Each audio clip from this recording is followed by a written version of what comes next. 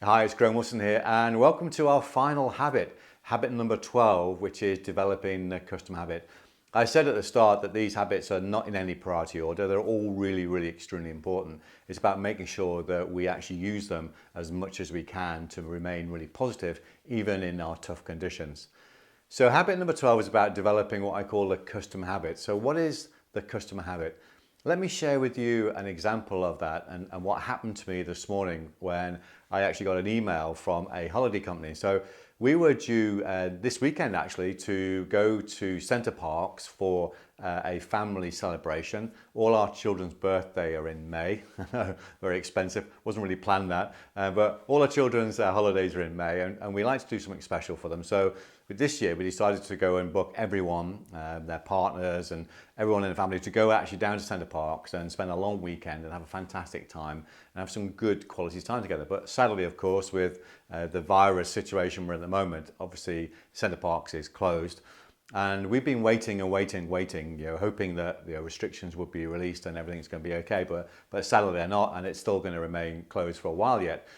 So I was really impressed in the way that they've set up their website to deal with their customer inquiries. So they must be across the UK and across the world, I guess, getting loads and loads of inquiries and loads of people actually asking about what's going on in the holidays. And what was really impressive about it, there was a message from Martin Dolby, the CEO, which was really nice about their support and how they're going to support us through this process. And then there was a button you clicked. If you've got a booking, you click this button and it gave you two choices. You can either click this button for a complete full refund, no questions asked, or you can actually click the other button, which is around rebooking. And if they said that they removed the rebooking fee, so that's gone. And they're also offering you a £100 discount, obviously to make sure you rebook your holiday. And what was really interesting is you click this button and you put your name in, your booking reference number, you put the type of lodge that you'd like to book and a date. Click the button and that's done. So within, I don't know, four or 5 minutes, everything's sorted out. I was a little bit apprehensive about it beforehand, but obviously very quickly. And then this morning I came in, opened up my emails, guess what? Booking confirmation from Center Parcs saying that our booking has been confirmed, it's all sorted, and they're really looking forward to meeting us there. So I thought that was really great because it was really a fantastic process. I mean, obviously it's done through an online experience, but certainly a positive and a trusting process I went through and a customer journey. So for me, I thought that was really powerful. And how many times have you been, I suppose, in terms from a customer point of view, the expectations have been exceeded. And I think for me, that's what I mean by a custom habit. And I just don't mean external customers. For us as leaders, we have a number of different customers. So it might be that your team are your customers. You could argue that your family are customers. Certainly maybe a senior team that you report to might be your customers. So imagine this. Imagine you could only earn all your income from one person, your one customer. So you've only got one customer, and that's how you're going to earn your income from that one person. How well would you treat that customer? You'd probably treat them really well, wouldn't you? You'd do everything you could to make sure they're happy and they're feeling really positive and having a trusting and a great relationship. So the customer habit is this: when you treat every customer as the only one, they never will be. So imagine the difference that's going to make. I think sadly what we tend to do, we actually prioritize people, don't we? And we get it sometimes where we get people who are sending teams to Success Factory and go, oh, they're only team leaders. And I'm thinking, well, we actually treat everyone as special at Success Factory. Every customer is really important to us. We don't differentiate. We give everyone the same experiences and we look into it, always exceed. And so there's a wonderful concept by Seth Godin around Purple Cow.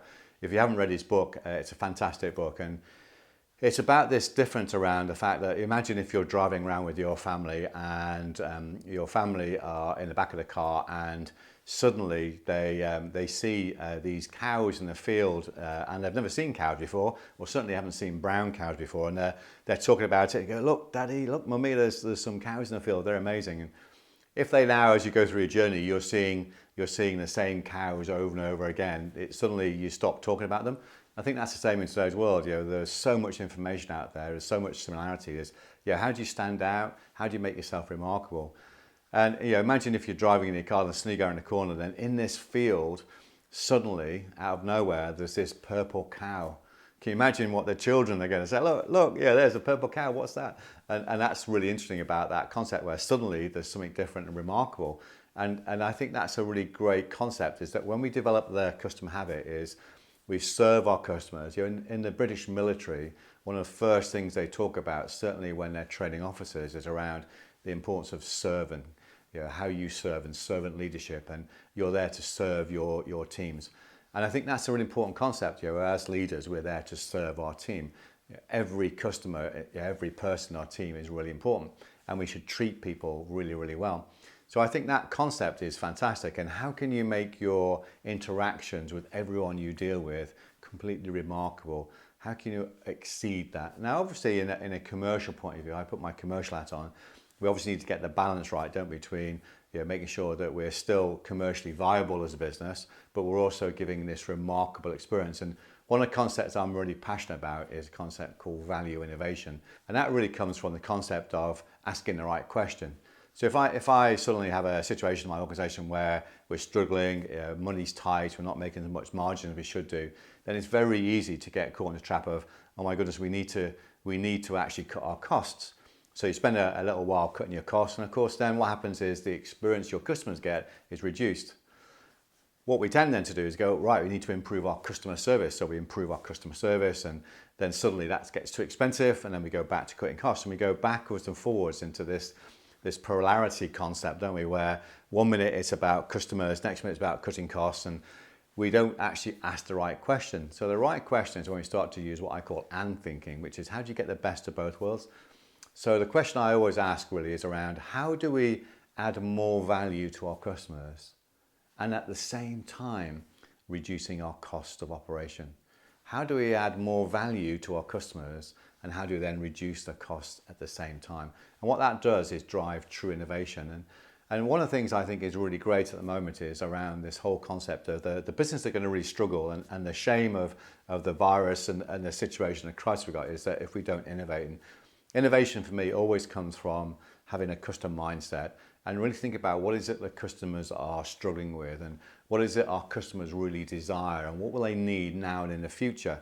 And I think the organizations that start to think in that customer way and then start to exceed expectations, start to deliver what our customers really need, are the ones that are going to be really, really successful going forward.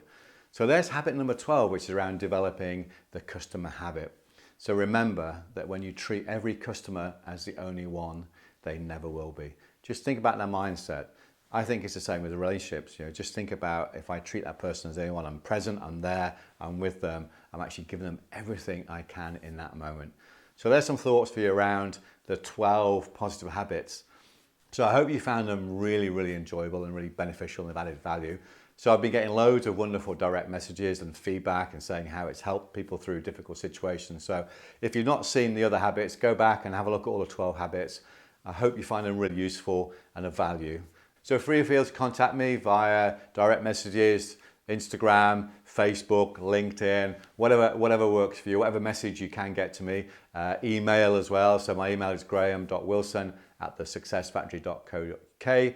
Obviously, I do get lots of emails, so I obviously try and respond as quick as I can. But I'd love to get your thoughts and ideas, and get your ideas around how can we remain positive in really, really tough times.